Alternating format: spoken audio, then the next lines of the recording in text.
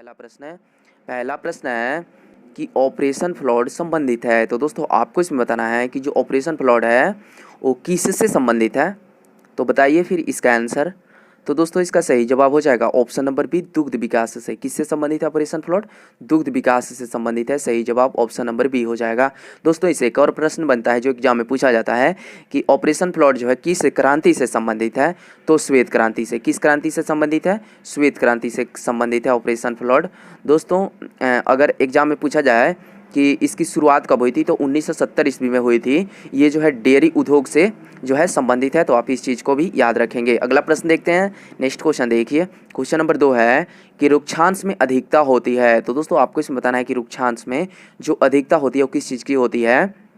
तो दोस्तों इसका सही जवाब हो जाएगा ऑप्शन नंबर बी, घास भूसा एवं चारा की। किसकी होती है? घास भूसा एवं चारा की होती है। एग्जाम में पूछा गया प्रश्न है, ध्यान दीजिएगा।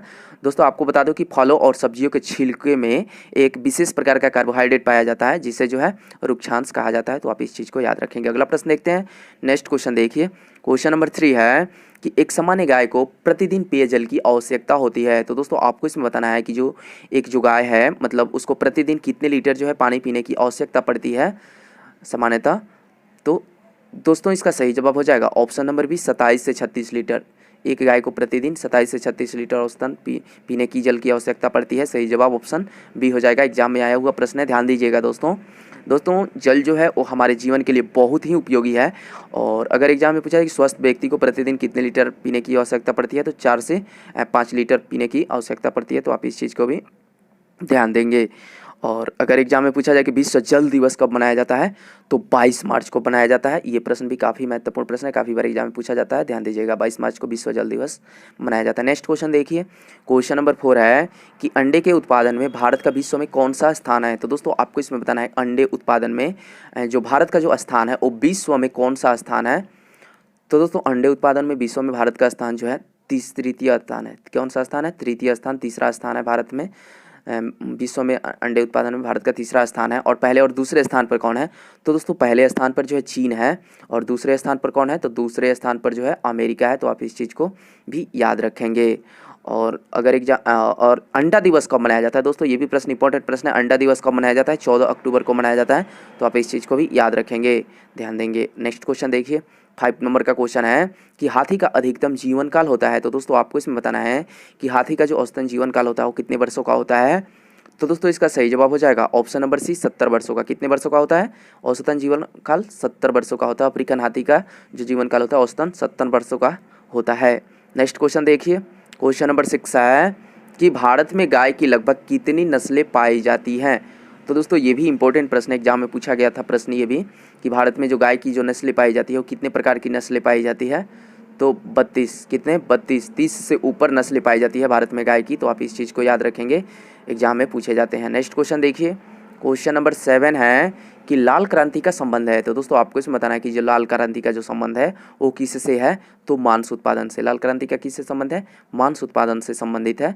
और श्वेत क्रांति जो है दुग्ध उत्पादन से संबंधित है, तो आप इस चीज़ को भी ध्यान देंगे, एग्जाम में पूछे जाते हैं, महत्वपूर्ण प्रश्न है। नेक्स्ट क्वेश्चन देखिए, क्वेश्चन नंबर 8 है श्वेत क्रांति संबंधित है। जैसा कि आप लोग बताया श्वेत क्रांति की दुग्ध उत्पादन से संबंधित है। सही जवाब ऑप्शन ए हो जाएगा।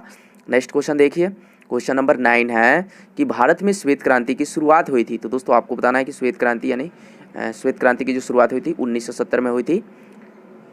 कब हुई थी? 1970 में। तो सही जवाब ऑप्शन सी हो जाएगा। अगला प्रश्न देखिए, क्वेश्चन नंबर 10 है किस पशु के दूध में वसा की सबसे अधिक मात्रा पाई जाती है। तो दोस्तों आपको इसमें बताना है कि जो वसा की जो अधिकतम मात्रा पाई जाती है वो किस पशु के दूध में जो है पाई जाती है। तो ऊँट के पशु में जो है वसा जो है प्रचुर मात्रा यानी सबसे अधिक मात्रा वसा की अधिकतम मात्रा पाई जाती है ऊँट के दूध में। सही जवाब ऑप्शन डी हो जाएगा, एग्जाम में आया हुआ प्रश्न है, ध्यान दीजिएगा। नेक्स्ट क्वेश्चन देखिए, 11 नंबर का क्वेश्चन है कि किस देश की गाय को टीकॉप काऊ कहा जाता है। ये प्रश्न जो है काफ़ी महत्वपूर्ण प्रश्न है, ध्यान दीजिएगा दोस्तों, एग्जाम में ये काफ़ी बार पूछा गया है। टीकॉप काऊ जो है किस देश की गाय को कहा जाता है। तो भारत की गाय को जो है टीकॉप काऊ कहा जाता है। सही जवाब ऑप्शन ए हो जाएगा। नेक्स्ट क्वेश्चन देखिए, क्वेश्चन नंबर 12 है कि विश्व की दूध की रानी किस नस्ल की बकरी को कहा जाता है। तो दोस्तों आपको इसमें बताना है कि जो दूध की रानी जो कहा जाता है वो किस नस्ल की जो है बकरी को कहा जाता है। तो दोस्तों ये प्रश्न भी काफ़ी महत्वपूर्ण प्रश्न है। सानेन, इसका सही जवाब सानेन हो जाएगा। सानेन नस्ल की बकरी को जो है दूध की रानी कहा जाता है, तो आप इस चीज़ को भी याद रखेंगे, इंपॉर्टेंट प्रश्न है। नेक्स्ट क्वेश्चन देखिए, क्वेश्चन नंबर 13 है, मेरिनो क्या है। तो दोस्तों आपको इसमें बताना है कि जो मेरिनो है वो क्या है। दोस्तों इंपॉर्टेंट प्रश्न, एग्जाम में आया हुआ प्रश्न है। तो दोस्तों मेरिनो एक भेड़ की नस्ल है। क्या है? भेड़ की जो है एक बहुत ही प्रभावशाली नस्ल है। दोस्तों इसके जो ऊन होते हैं बहुत ही बेशकीमती होते हैं। ये स्पेन में जो है अधिकतर पाई जाती है, तो आप इस चीज़ को याद रखेंगे। अगला प्रश्न देखते हैं। नेक्स्ट क्वेश्चन देखिए, 14 नंबर का क्वेश्चन है, शहरी बकरी के नाम से जानी जाती है। तो दोस्तों शहरी बकरी के नाम से जो जानी जाती है वो कौन सी बकरी को जानी जाती है? काफ़ी इंपॉर्टेंट प्रश्न है, एग्जाम में आया हुआ प्रश्न है। शहरी बकरी के नाम से बर्बरी को जाना जाता है। किसे? बर्बरी को। सही जवाब ऑप्शन बी हो जाएगा। नेक्स्ट क्वेश्चन देखते हैं। नेक्स्ट क्वेश्चन देखिए, 50 नंबर का क्वेश्चन है, राष्ट्रीय डेयरी अनुसंधान केंद्र कहाँ स्थित है। तो दोस्तों आपको बताना है कि राष्ट्रीय डेयरी अनुसंधान केंद्र जो स्थित है वो कहाँ पर स्थित है। तो दोस्तों करनाल में। कहाँ पे स्थित है राष्ट्रीय डेयरी अनुसंधान केंद्र? करनाल में स्थित है। सही जवाब ऑप्शन नंबर बी हो जाएगा। दोस्तों इससे एक और प्रश्न बनता है जो एग्जाम में पूछा जाता है कि भारतीय पशु चिकित्सा अनुसंधान संस्थान कहाँ स्थित है। तो बरेली में। कहाँ पे स्थित है भारतीय पशु चिकित्सा संस्थान? बरेली में स्थित है। तो आप इस चीज़ को भी ध्यान देंगे, इंपॉर्टेंट प्रश्न है, एग्जाम में पूछे जाते हैं। अगला प्रश्न देखते हैं। नेक्स्ट क्वेश्चन देखिए, 16 नंबर का क्वेश्चन है कि शहद में जल की मात्रा होती है। तो दोस्तों आपको बताना है कि शहद यानी मध में जो जल की यानी H2O की जो मात्रा होती है कितने प्रतिशत होती है। तो 17%। कितने प्रतिशत होती है शहद में जल की मात्रा? 17%। सही जवाब ऑप्शन सी हो जाएगा। नेक्स्ट क्वेश्चन देखिए, 70 नंबर का क्वेश्चन है कि साहिवाल नस्ल की गाय का रंग होता है। तो दोस्तों आपको बताना है कि जो साहिवाल नस्ल की जो गाय का जो कलर होता है वो किस प्रकार की होती है। एग्जाम में काफ़ी बार पूछा गया, ध्यान दीजिएगा। भूरा व लाल। किस प्रकार की होती है? किस कलर की? भूरा व लाल कलर की होती है। सही जवाब ऑप्शन बी हो जाएगा। नेक्स्ट क्वेश्चन देखिए, क्वेश्चन नंबर 18 है कि केंद्रीय भेड़ एवं ऊन अनुसंधान संस्थान कहाँ स्थित है। तो दोस्तों आपको बताने हैं कि केंद्रीय भेड़ एवं ऊन अनुसंधान संस्थान जो है वो कहाँ पर स्थित है। तो देहरादून में। कहाँ पर स्थित है? देहरादून में। सही जवाब ऑप्शन डी हो जाएगा। नेक्स्ट क्वेश्चन देखिए, क्वेश्चन नंबर 19 है कि भारत में प्रति व्यक्ति दैनिक दूध की खपत कितनी है। तो दोस्तों ये भी प्रश्न एग्जाम में आया हुआ प्रश्न है, ध्यान दीजिएगा। भारत में प्रति व्यक्ति की दैनिक यानी डेली जो दूध की खपत है वो कितने हैं। तो दोस्तों 232 ग्राम। कितने? 232 ग्राम। सही जवाब ऑप्शन नंबर डी हो जाएगा। नेक्स्ट क्वेश्चन देखिए, क्वेश्चन नंबर 20 है कि विश्व में निम्न में से किस देश में सर्वाधिक मछलियों का उत्पादन होता है। तो दोस्तों आपको बताना है कि जो मछलियों का उत्पादन होता है विश्व में सबसे अधिक किस देश में होता है। तो जापान में। दोस्तों जापान में जो है मछलियों का सबसे अधिक उत्पादन होता है, तो आप इस चीज़ को याद रखेंगे, इंपॉर्टेंट प्रश्न है। नेक्स्ट क्वेश्चन देखिए, क्वेश्चन नंबर 21 है कि विश्व में सर्वाधिक भेड़ें कहाँ पाई जाती है। तो दोस्तों आपको बताने हैं कि भेड़ें जो पाई जाती है विश्व में सबसे अधिक किस देश में पाई जाती है। तो ऑस्ट्रेलिया। कहाँ पे पाई जाती है दोस्तों? ऑस्ट्रेलिया में पाई जाती है सबसे अधिक भेड़। सही जवाब ऑप्शन बी हो जाएगा। नेक्स्ट क्वेश्चन देखिए, क्वेश्चन नंबर 22 है कि गाय का गर्भकाल कितने दिनों का होता है। तो दोस्तों ये भी प्रश्न एग्जाम में आया वो प्रश्न, इंपॉर्टेंट प्रश्न, ध्यान दीजिएगा। गाय का जो गर्भकाल होता है वो कितने दिनों का होता है। तो 282 दिन। कितने दिनों का होता है दोस्तों? 282 दिनों का होता है। सही जवाब ऑप्शन नंबर बी हो जाएगा। दोस्तों आपको बता दो कि भैंस का अगर एग्जाम में पूछा जाए कि भैंस का गर्भकाल कितने दिनों का है, तो 308। कितने? 308 दिनों का जो है भैंस का गर्भकाल है। तो आप इस चीज़ को भी याद रखेंगे, इंपॉर्टेंट प्रश्न है। नेक्स्ट क्वेश्चन देखते हैं। क्वेश्चन नंबर 23 है कि थार पारकर किस पशु की नस्ल है। दोस्तों आपको बताना है कि जो थार पारकर है वो किस पशु की जो है नस्ल है। इंपॉर्टेंट प्रश्न है, आया हुआ प्रश्न है, ध्यान दीजिएगा।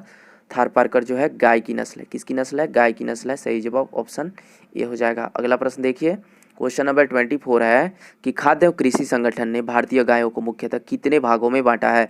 तो दोस्तों आपको बताना है कि खाद्य और कृषि संगठन द्वारा जो भारत के गायों को जो बांटा गया है मुख्यतः वो कितने भागों में जो है बांटा गया है। तो दोस्तों इसका सही जवाब हो जाएगा ऑप्शन नंबर डी, 6 भागों में बांटा गया है। सही जवाब ऑप्शन डी है। अगला प्रश्न देखते हैं। 25 नंबर का क्वेश्चन है दोस्तों, भदवारी भैंस कहाँ पाई जाती है। दोस्तों आपको बताना है कि जो भदवारी जो भैंस पाई जाती है वो कहाँ पर पाई जाती है। तो दोस्तों इसका सही जवाब हो जाएगा ऑप्शन नंबर बी, इटावा में। भदवारी भैंस कहाँ पर पाई जाती है? इटावा में पाई जाती है। सही जवाब ऑप्शन नंबर बी हो जाएगा। नेक्स्ट क्वेश्चन देखिए, क्वेश्चन नंबर 26 है, सुरती गाय किस प्रदेश में पाई जाती है। तो दोस्तों सुरती जो गाय है वो किस प्रदेश में पाई जाती है। तो गुजरात में। कहाँ पे? गुजरात में। इंपॉर्टेंट प्रश्न है, ध्यान दीजिएगा। गुजरात में सुरती गाय पाई जाती है। सही जवाब ऑप्शन सी। नेक्स्ट क्वेश्चन देखिए, 27 नंबर का क्वेश्चन है कि भेड़ कितने दिन में बच्चे देती है। तो दोस्तों आपको बताना है कि भेड़ जो बच्चे देती है वो जो है कितने दिनों में देती है। तो 150, 150 दिन में जो है भेड़ बच्चे दे देती है। सही जवाब ऑप्शन नंबर बी हो जाएगा। नेक्स्ट क्वेश्चन देखिए, क्वेश्चन नंबर 28 है कि निम्न में से सबसे अधिक औसत दूध देने वाली भैंस कौन है। दोस्तों आपको बताने हैं कि जो सबसे अधिक जो औसतन दूध देने वाली जो भैंसें है वो कौन सी भैंसें है। दोस्तों ये भी प्रश्न इंपॉर्टेंट प्रश्न है, काफ़ी बार एग्जाम में पूछा गया, ध्यान दीजिएगा। मुर्रा नाम की जो भैंस है, मुर्रा नस्ल की जो भैंसें है वो सबसे अधिक दूध देती है। सही जवाब ऑप्शन ए हो जाएगा। नेक्स्ट क्वेश्चन देखिए, क्वेश्चन नंबर 29 है विश्व के कुल पशुओं का कितना प्रतिशत गाय भैंस भारत में पाई जाती है। तो दोस्तों आपको बताने हैं कि जो पूरे विश्व में जो पशु पाए जाते हैं उसमें से भारत में जो गाय और भैंसें पाई जाती है वो कुल प्रतिशत का कितना प्रतिशत पाई जाती है। तो दोस्तों इसका सही जवाब हो जाएगा ऑप्शन नंबर बी, 16 से 57%। कितने? 16 से 57%। दोस्तों आपको बता दूं कि गाय जो है 16% पूरे विश्व में, पूरे विश्व का कुल प्रतिशत का 16% गाय जो है भारत में पाई जाती है और 57% जो है भैंस पाई जाती है। तो आप इस चीज़ को याद रखेंगे, इंपॉर्टेंट प्रश्न है, काफ़ी बार एग्जाम में पूछा भी गया है, ध्यान दीजिएगा।